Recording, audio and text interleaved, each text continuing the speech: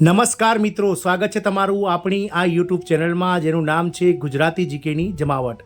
મિત્રો 1 જુલાઈ 2024થી 6 જેટલા નિયમો, સરકારી નિયમો બદલાવા જઈ રહ્યા છે, જેની સીધી અસર દેશના કરોડો મધ્યમ વર્ગીય પરિવારો અને તમારા ખિસ્સા પર થઈ રહી છે.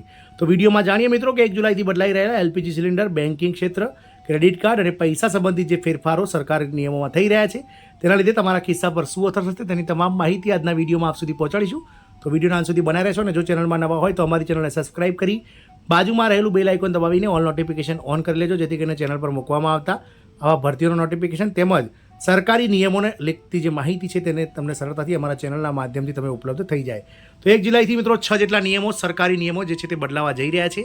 એલપીજી સિલિન્ડર સહિત પૈસા સંબંધિત 6 જેટલા નિયમો 1 જુલાઈથી બદલાશે, જેની સીધી અસર તમારા ખિસ્સા પર થશે અને આમ આદમીની જે રોજિંદી જીવન છે તેના પર આ અસરો થશે. જાણીએ મિત્રો કયા કયા નિયમો બદલાવા થઈ રહ્યા છે.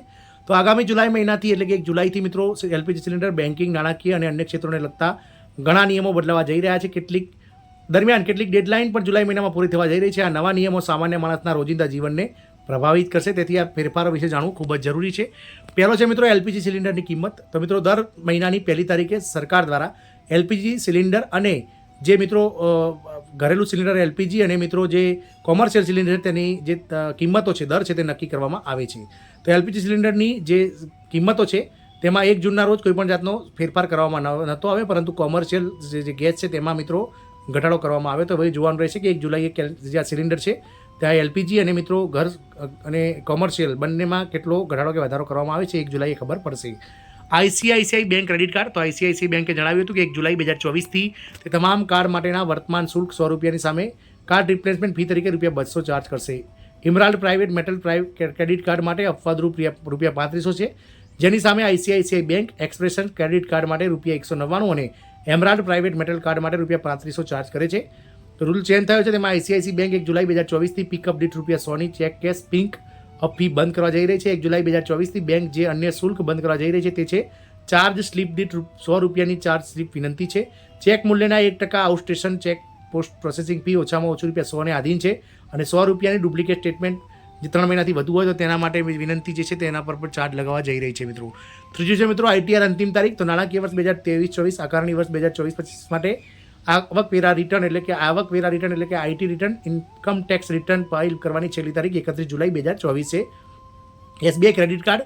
તો એસબીઆઈ ક્રેડિટ કાર્ડ સંબંધિત જાહેરાત કરવામાં આવી છે કે અમુક એસબીઆઈ ક્રેડિટ કાર્ડ માટે રિવર્સ પોઈન્ટ સરકાર સંબંધિત વ્યવહારો પર લાગુ થશે નહીં, જે 15 જુલાઈથી લાગુ થવા જઈ રહ્યું છે. પાંચમું છે મિત્રો પીએનબી રૂપે પ્લેટિનમ ડેબિટ કાર્ડ. તો 1 જુલાઈથી લાઉન્જ એક્સપ્રેસ પ્રોગ્રામ માટે પીએનબી રૂપે પ્લેટિનમ ડેબિટ કાર્ડ સુધારો કરવામાં આવશે. આ પરવાનગી આપવામાં આવશે, જેમાં એક છે કે domestic airport railway lounge express પ્રતિ ક્વાર્ટર પર આ કાર્ડ ચાલશે. બીજું છે મિત્રો ઇન્ટરનેશનલ એરપોર્ટ લાઉન્જ એક્સપ્રેસ પ્રતિ વર્ષ જે છે તેના પર લાગુ પડશે મિત્રો. સિટી બેંક ક્રેડિટ કાર્ડનું સ્થળાંતર. તો એક્સિસ બેંકે જણાવ્યું છે કે કાર્ડ ઓનું સ્થળાંતર 15/7/2024 સુધીમાં પૂર્ણ થઈ જશે. બેંકે ઉમેર્યું છે કે આ સમયરેખામાં કોઈપણ ફેરફાર અંગે ગ્રાહકોને યોગ્ય રીતે જાણ કરાશે.